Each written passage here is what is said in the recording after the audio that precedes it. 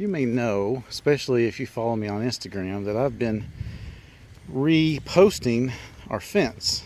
The post had gotten rotten, and there's a few years left of life left of the fence itself, so I'm just replacing the posts and just trying to pretty it up a little bit.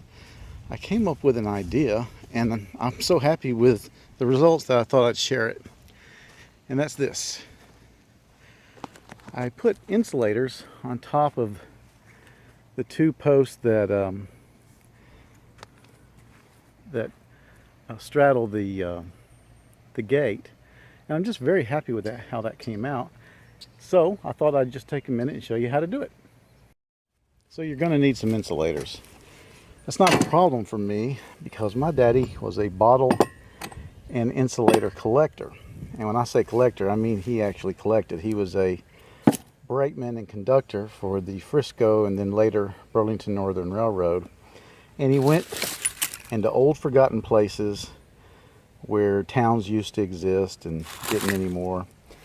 And he collected just beautiful bottles and insulators out of the dumps from those old forgotten places up in Alabama. So I've got plenty of them. If you do not have insulators just laying around, do not go up and steal them from the poles if they still have such a thing in your area. Instead, you can find them at antique stores. We were at some a few days ago and I saw them everywhere from $2.50 to $7 a piece. Not a bad price at all. So I'm just going through here and trying to find a few. They come in different colors, and then there's some that are broke.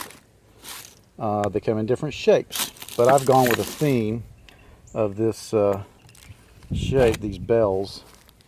So I think what I'm going to do is these two match fairly well, and I will go with them for the pair of gate posts I haven't done yet. And then I'm going to do a corner, and I'm either going to do the corner in dark green or I'm going to do it in white. I think I'll do it in white. So basically I need to clean, and yeah, that one's got a crack in it, but who cares? I got to clean these guys up, and then I'll be able to move ahead with putting them up there. And by the way, it is hotter than 7 Hills out here. Now while those insulators are soaking in a soap solution, I'll show you how you prep the post. Now first off, let me go ahead and tell you, if you haven't seen the video before on this, I don't buy 4x4 posts very much anymore. Instead, what I do is I take 2x4s and I glue, screw, nail them together to make my posts. And I'm very happy with that. I did a video on it. I recommend it. However, there's something you got to realize is that when you get this new post, this Franken post, you end up with a 3.5 by, I guess, a 3 here. Because as we all know, 2x4s are actually 3.5 by 1.5. 1.5 and 1.5 equals 3. So you do not end up with the same dimension post as if you'd started with a 4x4. A 4x4 would actually be 3.5 by 3.5. So you don't end up with a square post, and it's just something you need to realize. What I did is I cut these posts at 50-degree angle at the height I wanted, all the way around. You can see I did a 50-degree angle. Then I took a 1-inch spade bit and went right into the center and put a 1-inch hole as deep as you want to go. And then what I'm using is just PVC pipe, 3/4 inch PVC pipe, and it will fit into this 1-inch outer diameter hole very well.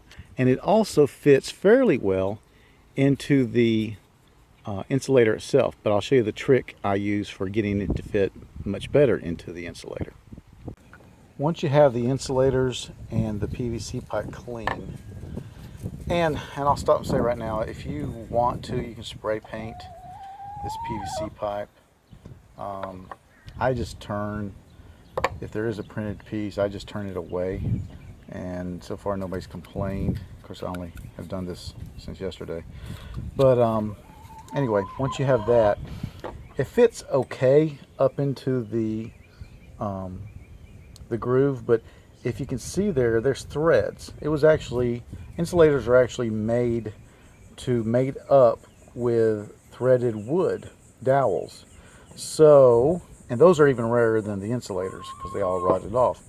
So what I do is I take the heat gun and I heat up one end of the PVC, and then I basically screw it into the insulator. Does it create threads? No, but it gives to the threaded area and it goes up into there. Not all the way, but it goes pretty far. I guess if I wanted to keep trying, I could get all the way up in there. But I'm not worried about anybody stealing these because I live at the end of a dead-end road. You know, if you want to do this around your house and you worry about that, and it's a valid worry if you live around other people, then you may want to, first of all, go with a longer piece of pipe, PVC pipe, and then heat it up long enough that you can thread it all the way in there, and then maybe use some silicone when you do the final screw in. I haven't tried that, but I would think that would probably work, some clear silicone. But like I said, I don't have that concern, so I just want them to stay up there during a storm. All right, let's do it.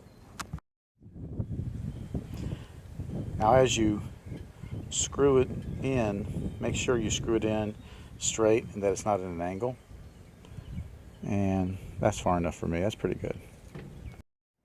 All right, so once you've got the threaded piece in there, my next step is just to mash it into the wooden hole, the hole in the top of the post. Now again, if you're concerned about security, and you know, I understand that, you may want to do this backwards. You may want to put the piece of PVC pipe into the post and secure it with, I don't know, a screw or something, and then heat it up out there on site and screw the insulator in. That's an idea. I don't have to do that, but it's certainly worth trying if you're worried about security. So there you go. They go right in, bing bang boom, no problem. And I am pretty happy with the look, and it really just didn't take that much work. So anyway, if you're doing something like that, why not?